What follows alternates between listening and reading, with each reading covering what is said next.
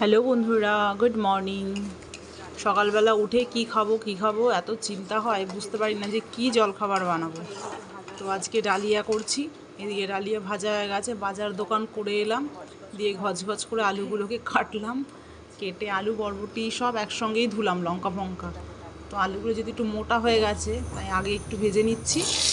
আর ওদিকে যে অন্যান্য সবজিগুলো যেগুলো একটু পাতলা, তো ওগুলো একটু পরে দিলেও হবে। তো এবার একসঙ্গে ধুলাম, এই কারণে একটু টাইমটা বাঁচলো আর কি। আবার অফিস যাব, অফিসের দেরি হয়ে যাবে। তো ডালিয়াতে খুব একটা ঝামেলা নেই, আর আমার বর ডালিয়া খেতে ভালোবাসে। দেখো না, 9:30 বাজতে চললো, এখনও বেটা ঘুমোচ্ছে, আর আমার দিকে বাজার দোকান দুধ দেওয়া সব হয়ে গেছে। তো তারপরেও কথা শুনতে হয় আমি নাকি কিছুই করি না। এবার কাচাকুচি করেছি, সরি ওটা ভুলে গেছি, কাচাকুচি করেছি, মেলেছি, ওপরে গিয়ে ওপরে জামা প্যান্ট ভাঁজ করে নিচে নিয়ে এসেছি। তারপর জলখাবার ওর বানালাম, আবার নিজের একদিকে চা বসিয়েছি, আমি চা বিস্কুট খেয়েই চলে যাব। তো চলো, এগুলো দেওয়াও ছিল ধুয়ে, এবার জল ঝরিয়ে এর মধ্যে দিয়ে দিলাম। তার ফাঁকে ওর মধ্যে একটু নুন দিয়ে দিয়েছিলাম। তো একটু হালকা করে একটু ভেজে নেব।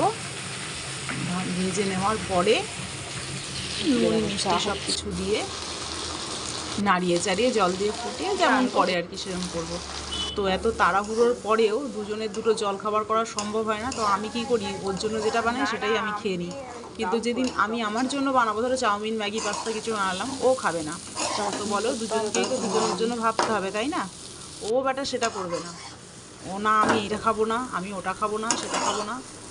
চাউমিনটা খেয়ে নিক তাহলে তো, বা পাস্তাটা খেয়ে নিক তাহলে তো একটুখানি আমার টাইম বাঁচে না। ও বাবু না, আমি এইটা খাবো না তো খাবো না।